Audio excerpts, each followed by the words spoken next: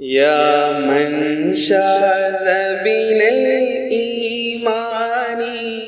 തികഞ്ഞ മതപണ്ഡിതനും സൂഫി വര്യനും അറബി കവിയുമായിരുന്നു മാദിഹുർ റസൂൽ തിരൂരങ്ങാടി ബാപ്പു മുസ്ലിയാർ. അബുൽ ഫദിൽ എന്നാണ് മഹാനവറുകളുടെ തൂലികാനാമം. ഉസ്താദിന്റെ പൂർവിക കുടുംബം യമനിൽ നിന്നും കർണാടകയിലെ കുന്താപുരത്തേക്ക് കുടിയേറി. ഇവിടെ നിന്നും മാഹിയിലെത്തിയ സാത്വികനായ സൂഫി വര്യനാണ് ഷെയ്ഖ് അഹ്മദ് മദനി എന്ന തന്റെ പിതാമഹൻ. ഷെയ്ഖ് അഹ്മദിന്റെയും മകൻ ഷെയ്ഖ് അലിയുടെയും മക്കാമുള്ളത് മാഹിയിലെ പുഴക്കൽ പള്ളിയങ്കണത്തിലാണ്. ഷെയ്ഖ് അലിയുടെ മകനായ താനൂർ അബ്ദുറഹ്മാൻ ഷെയ്ഖിന്റെ കൊയിലാണ്ടി പുതിയ വീട്ടിലെ ഭാര്യയുടെ മൂത്ത മകനായ മുഹമ്മദ് മുസ്ലിയാർ പ്രമുഖ പണ്ഡിതനായിരുന്നു. ഇവരുടെ മൂത്ത മകൻ അബ്ദുറഹ്മാൻ മുസ്ലിയാരാണ് ബാപ്പു മുസ്ലിയാരുടെ പിതാവ്. 1936 തിരൂരങ്ങാടിയിൽ ആണ് ബാപ്പു മുസ്ലിയാർ ജനിച്ചത്. സ്വദേശത്തെ പ്രാഥമിക പഠനത്തിനു ശേഷം പരപ്പനങ്ങാടി, ചാലിയം, തലക്കടത്തൂർ, തിരൂരങ്ങാടി തുടങ്ങിയ സ്ഥലങ്ങളിൽ OK സൈനുദ്ദീൻ കുട്ടി മുസ്ലിയാർ, കോട്ടുമല അബൂബക്കർ മുസ്ലിയാർ, കരിങ്കപ്പാറ മുഹമ്മദ് മുസ്ലിയാർ, കൊയപ്പ കുഞ്ഞായിൻ മുസ്ലിയാർ, കാടേരി അബുൽ കമാൽ മുഹമ്മദ് മുസ്ലിയാർ,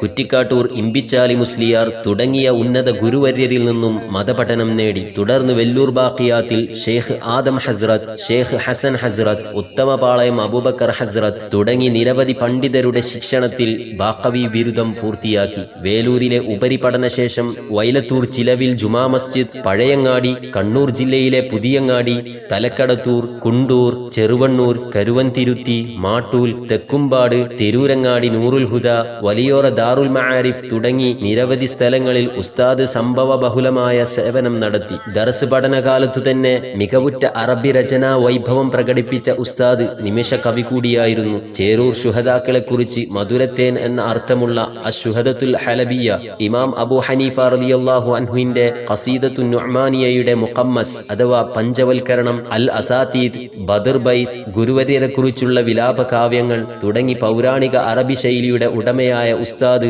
നിരവധി അത്ഭുത രചനകൾ നടത്തി. സമസ്ത കേരള ജംഇയത്തുൽ ഉലമ ജില്ലാ ഉപാധ്യക്ഷൻ, കേന്ദ്ര മുഷാവറ അംഗം, തിരൂരങ്ങാടി ഹിദായത്തു സിബിയാൻ പ്രസിഡന്റ് തുടങ്ങി നിരവധി സ്ഥാനങ്ങൾ അലങ്കരിച്ചിരുന്നു. തന്റെ അത്യുന്നത സൂഫി പാണ്ഡിത്യം സരസമായ പെരുമാറ്റം കൊണ്ട് മറച്ചുവെക്കുകയായിരുന്നു. എല്ലാവരോടും സ്നേഹപൂർവ്വം തമാശകൾ പറഞ്ഞു ബാപ്പുക്കയെന്ന് നാട്ടുകാരായ സാധാരണക്കാരെ കൊണ്ട് തന്നെ വിളിപ്പിക്കുന്നതിനാലും എളിമ നിറഞ്ഞ ജീവിത ശൈലി നിമിത്തവും ചിലരെങ്കിലും മാണിക്യത്തിനുള്ളിലെ മുത്തിനെ അറിയാതെ പോയി കാണാനിടയുണ്ട്. എന്നാൽ അവാച്യമായ സാഹിത്യം, ആത്മീയ ഉന്നതി, തികഞ്ഞ പാണ്ഡിത്യം, അള്ളാഹുവിനോടും മുത്തുനബിയോടുമുള്ള ഇഷ്ക് നിറഞ്ഞ ജീവിതം എന്നീ നിലകളിലെല്ലാം തുല്യതയില്ലാത്ത വ്യക്തിത്വമായിരുന്നു ഉസ്താദ്. പല മഹാസമ്മേളനങ്ങളിലും ആലപിക്കപ്പെടുന്ന സ്വാഗതഗാനങ്ങളുടെ രചയിതാവ് ബാപ്പുസ്താദായിരുന്നു. ചരിത്രപ്രസിദ്ധമായ സമസ്തയുടെ 60ാം വാർഷിക സമ്മേളനത്തിലെ വാഹൻ ലക മിൻ ഇസ്സിൻ ലഹറ എന്ന സ്വാഗതഗാനം ഗംഭീരമായിരുന്നു. ഇങ്ങനെ നിരവധി രചനകൾ ഉന്നതമായ ഭാഷ മികവോടെ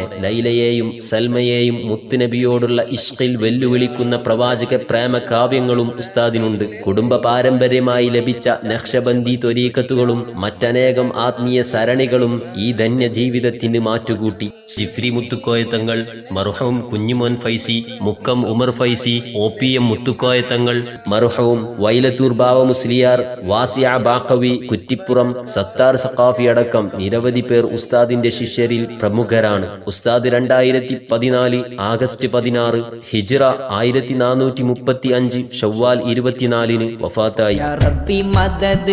നൽകണം അവരെ യാമൻഷാദരജിച്ചുള്ളവരെ യാതൊന്നും വേണ്ട മദീന മദീയെന്ന് മൊഴിഞ്ഞവരാണവര്. ഖുതുബുസ്സമാനാൽ അവരുടെ ദറജ ഉയർത്തിടണം കോനേ